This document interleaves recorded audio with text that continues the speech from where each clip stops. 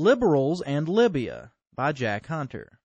After reading my recent column, Obama's Libyan War, a liberal friend took me to task. "Jack, you just don't understand," he began as he continued to explain the supposedly important humanitarian reasons for the president's recent intervention. I just stared at him. I then asked, "If Bush had gone to war in Libya, would you have supported it?" He winced and replied, "Well, I would like to think I would." "You're lying," I said, which he eventually admitted. I then added that any liberal who now says they would have supported Bush doing in Libya what they now support Obama doing is lying, and they know it. If there's one thing worse than hypocrites, it's partisan hypocrites, and with this new Libyan war, Obama Democrats have again proved themselves virtually identical to the Bush Republicans they once despised. I distinctly remember syndicated talk radio host Sean Hannity arguing with anti-war Republican presidential candidate Ron Paul that it was a moral imperative for America to invade Iraq to liberate its citizens from Saddam Hussein's genocide and rape rooms. At the time, virtually no one on the left accepted these purportedly humanitarian reasons as justifications for the invasion of Iraq.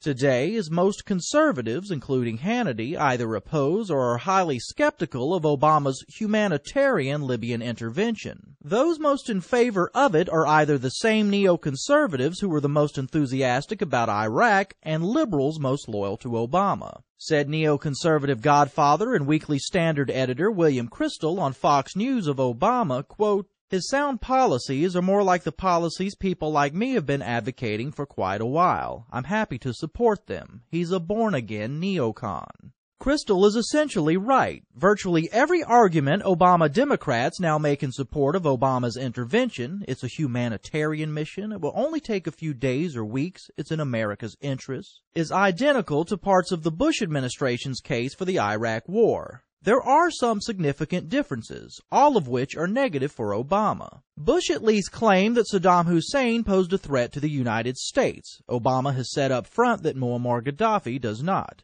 Bush officials claimed that Iraqis would become natural allies who would greet our soldiers as liberators. Obama officials admit they really don't know who these Libyan rebels are, and it has been reported that some have connections to al-Qaeda. The Bush administration promised Iraq would be a short war or a cakewalk. The Obama administration promises a short war with no boots on the ground. At the same time, CIA shoe leather hits the Libyan road and Gaddafi remains firmly in power. If we are to measure our foreign policy by proper defense as opposed to an irrational offense, this makes our current president's Libyan war potentially worse than Bush's Iraq debacle. Welcome to Quagmire Obama style.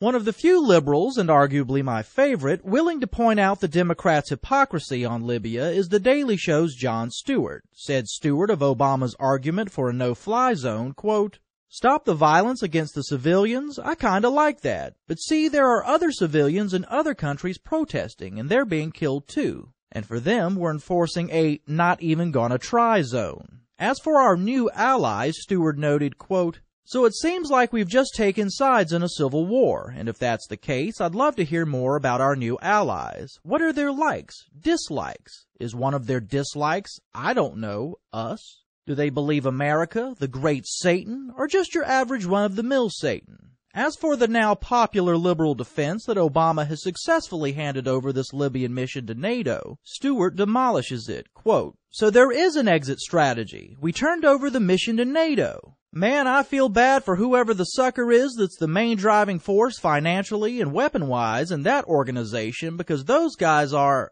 wait a minute, we're NATO." That's like Beyonce saying she's ceding control to Sasha Fierce.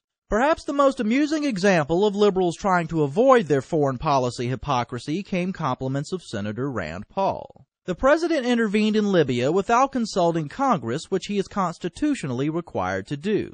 Paul proposed recently that the Senate take an up or down vote on the following now famous 2007 Obama statement, quote, "The President does not have the power under the Constitution to unilaterally authorize a military attack in a situation that does not involve stopping an actual or imminent threat to the nation." Reported National Review Online, quote, Paul's proposal flummoxed Reid, who does not want his members to have to weigh in on Obama's dusty quote about congressional authority. If he allows a vote, Democrats are forced to either disagree with then Senator Obama or with President Obama. Reid may do anything to avoid a vote on Paul's amendment. Reid is obviously and desperately attempting to obfuscate his party's blatant hypocrisy. But Reid's fluster is not unlike that of most of his fellow liberals, who continue to rationalize what they once denounced to avoid admitting they've become what they once despised.